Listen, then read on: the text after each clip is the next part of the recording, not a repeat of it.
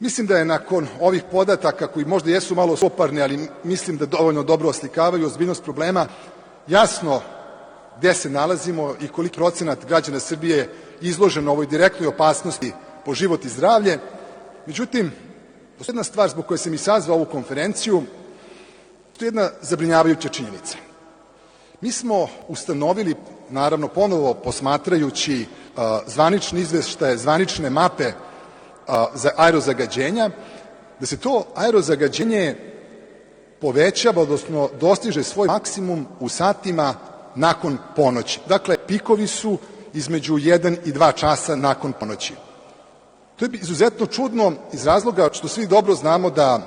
prvo toplane ne rade preko noći, ako pripremimo radijator vidjet ćete da su hladni, saobraćaj je naravno izuzetno smanjen, privatna ložišta takođe ne funkcionišu, ljudi ne lože naravno noću, industrija ne radi i onda se postavlja pitanje otkud to zagađenje, odnosno ti maksimumi zagađenja baš u tom periodu. Ja se iskreno nadam da grešim u ovome što ću sada da izgovorim, međutim, stvar je izuzetno ozbiljna, jer postoje indicije da se upravo u ovim satima nakon ponoći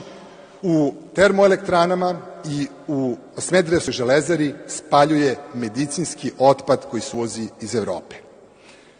Inače, cena spaljivanja tog medicinskog, odnosno uništavanja tog medicinskog otpada se kreće oko 1000 evra po toni,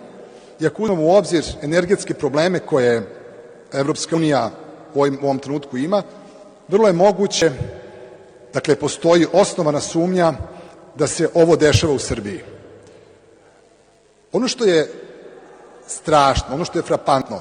je da ukoliko su ovi podaci tačni, mi ovde govorimo o